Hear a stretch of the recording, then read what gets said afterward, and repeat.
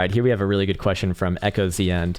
He asks, any advice for gauging when to cut your losses if a chart is lagging behind expectations? Opportunity cost makes me want to wag myself off.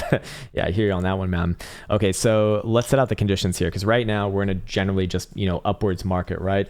So if you're holding something that is not necessarily moving in the direction that you want, and maybe it's just going sideways, which is not bad, but you're not necessarily losing money, or at least you think, but it's just going sideways and not doing much. Whereas there's many other things like, I don't know, FTM, for example, or a SHIB token, for the love of God, which are going to the moon and beyond. How do you know, or what do you do with that? Well, you have to be thinking opportunity cost, right?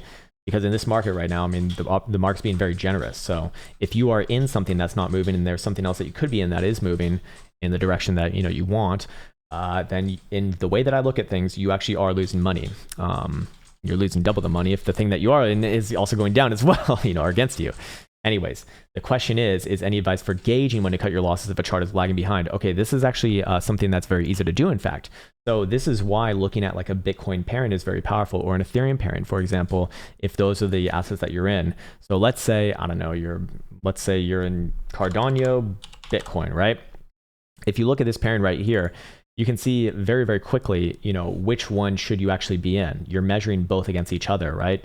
And in this case right here, I mean, you're looking at a chart that's literally, just trending down, right? It's probably going to bounce here, yes. But do you want to, let's say that you didn't, let's say that we were over here, right? Well, once you see this downtrend start to emerge, it's like, okay, well, right now is not the time to be in Cardano. This is the time to be in Bitcoin, for example. If you're looking at these two assets, maybe you're looking at two other assets. Just chart them against each other, and you'll be able to figure that out rather easily. That's something that you can do just in TradingView. Just type in the two different assets and press enter, and in whichever one is obviously trending against the other one is likely the one that you want to be in. If assuming that assuming that you want to be long that asset and being something that's moving rather than not. Now, this is all coming within the context of a generally bullish market. So US dollar valuations are going up. It's just some are outpacing others. Obviously, in a downwards market, the dollar is probably going to just be better, or whatever fiat currency you desire, probably going to be better. Cool. Hopefully that made sense. And please do not wag yourself off, man. We can all wag each other off right now.